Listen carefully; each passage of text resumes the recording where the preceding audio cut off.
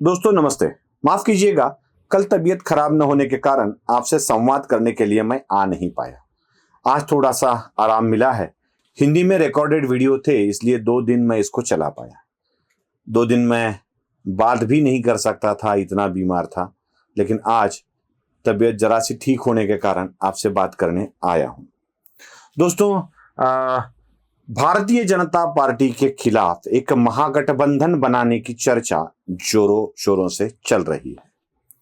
महागठबंधन बनाने के लिए भारतीय जनता पार्टी को छोड़ भारतीय जनता पार्टी के जितने भी सहयोगी पक्ष है उनको साथ लेने की कोशिश भी हो रही है। लेकिन जब ये महागठबंधन बनाने की तैयारी चल रही थी, तभी एक खबर पंजाब से आई कि अकाली दल फिर से एक बार भारतीय जनता पार्टी के साथ जाने के लिए उत्सुक है। मतलब महागठबंधन में पहला छेद यहां हो गया। दूसरी बात सामने आई, ओवैसी जो है एआईएमआईएम के नेता, उन्होंने एक बात ऐसी कह दी कि लोग देखते रह गए। अक्सर ये बोला जाता है कि ओवैसी की एआईएमआईएम ही भारतीय जनता पार्टी की बी टीम है। मतलब भारतीय जनता पार्टी को न मिलने वाले जितने भी मुस्लिम वोट है वो एआईएमआईएम को चले जाते हैं और एआईएमआईएम भाजपा को जिताने के लिए ही मैदान में उतरती है, ऐसा एक भ्रम फैलाया जाता है। लेकिन ओवैसी ने एक दावा ऐसे कर दिया कि हम भौचक्के रह गए। उन्होंने कह दिया कि हम नहीं बल्कि कांग्रेस ही भाजपा की बी टीम है, वही भाजपा को जिताने के लिए बेकरार है। राहुल गांधी की यात्रा को देखकर तो ऐसा लग रहा है कि शायद कांग्रेसी नेता ही भारतीय जनता पार्टी का प्रचार आजकल जोरों शोरों से कर रहे हैं। जितनी ज्यादा यात्रा और लंबी हो जाएगी उतनी कांग्रेस की छवि खराब होती जाएगी और भाजपा के लिए ये अच्छा होता जाएगा। इसलिए ओवैसी का ये कथन पूरी तरह से गलत है, ऐसा तो नहीं कह सकते। तीसरी एक बात सामने आई है। जो मायावती है बहुजन समाज पार्टी के नेता, उन्होंने कह दिया है कि हम नहीं बनेंगे महागठबंधन का हिस्सा, हम अलग कुछ करने वाले हैं। मतलब अगर हम देखें तो बसपा, एआईएमआईएम और अकाली दल, ये तीन तो पक्ष अभी फिलहाल महागठबंधन बनाने के मूड में नहीं दिख रहे हैं। महागठबंधन के साथ और एक चीज हमें देखनी चाहिए, क्या आंध्र प्रदेश के नेता जो वाईएसआर कांग्रेस के प्रमुख है, क्या इस महागठबंधन में शामिल होने वाले हैं? 4 हो रहे हैं। 5वां बीजू जनता दल क्या इस महागठबंधन में शामिल होने वाला है?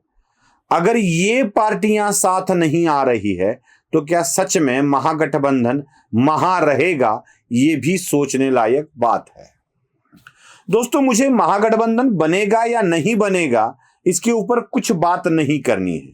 हमारे श्रीकांत जी इसके ऊपर विस्तार से बताएंगे आपको। लेकिन मुझे जो बताना है एक बात है कि असल में जो चीज मायावती को समझ में आई है, ओवैसी को समझ में आई है, वो कुछ पार्टियों को क्यों समझ में नहीं आ रही है। दोस्तों, अगर आप देख ले, मैं आपको जरा कुछ इतिहास में ले जाऊंगा, कुछ वर्तमान में भी देख लीजिएगा। जिन्होंने कांग्रेस का साथ छोड़ा वो यशस्वी हुए हैं। वीपी सिंह कांग्रेस के नेता थे। कांग्रेस को छोड़कर कुछ समाजवादी तत्वों को इकट्ठा कर उन्होंने जनता दल की स्थापना कर दी और जनता दल देश में सत्ता प्राप्त कर गया। जनता दल ने वीपी सिंह को प्रधानमंत्री बनाया, जनता दल ने एचडी देवगौड़ा को प्रधानमंत्री बनाया, जनता दल के कुछ हिस्से भी बने जिसके कारण फिर से चंद्रशेखर कभी प्रधानमंत्री बने, कभी आई के गुजराल प्रधानमंत्री बने। मतलब 4 प्रधानमंत्री तो बन पाए हैं।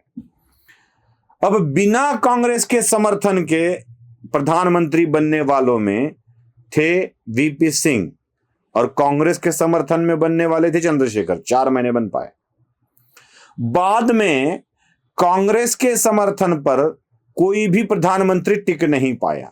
जो कांग्रेस के साथ गया वो हमेशा अयशस्वी हुआ है। लेकिन जिन्होंने कांग्रेस का साथ छोड़ा है वो बहुत बड़ा यश प्राप्त कर चुके हैं, जिन्होंने कभी भी कांग्रेस का दामन नहीं पकड़ा है।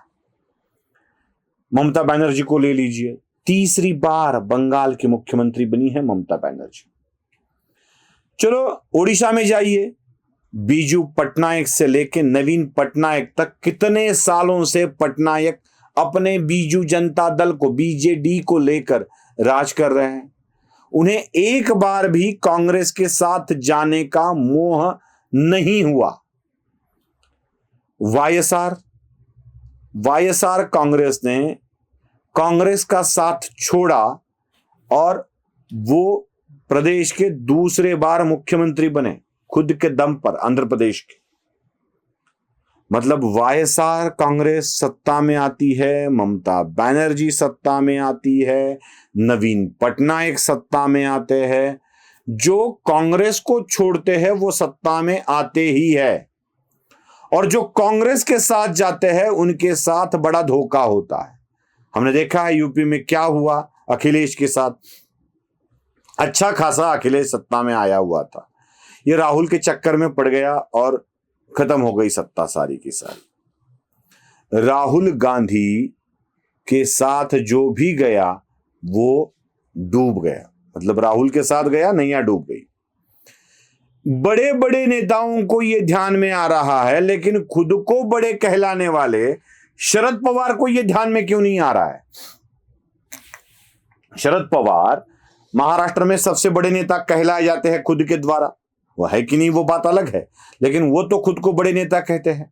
शरद पवार के ये ध्यान में नहीं आ रहा है कि अगर हम कांग्रेस के साथ जाते हैं तो हमारी नैया डूब रही है। और शरद पवार के साथ हुआ भी क्या है, कांग्रेस से रूठ कर एनसीपी बना ली और तब से नीचे नीचे नीचे नीचे आते गए। एक बार भी 100 का आंकड़ा विधानसभा में पार नहीं कर पाए, और एक बार भी वो दो आंकड़ों वाली सीटें लोकसभा में प्राप्त नहीं कर पाए महाराष्ट्र से। शरद पवार के साथ जो भी कुछ हो रहा है वो कांग्रेस का साथ न छोड़ने की वजह से हो रहा है, और कांग्रेस पर ही निर्भर रहने वाले पार्टियों को इकट्ठा कर शरद पवार महागठबंधन बनाना चाहते हैं। अब अकाली दल छूट गया, बसपा छूट गई, एमआईएम छूट गया, बीजेडी नहीं आएगा, वाईएसआर कांग्रेस नहीं आएगी, तो बचेगा कौन? और किनके सहारे आप महागठबंधन बनाने की कोशिश कर रहे हो? जो बात देश के अन्य नेताओं के समझ में आती है वो शरद पवार के समझ में क्यों नहीं आती है? यही एक सवाल हमारे मन में है।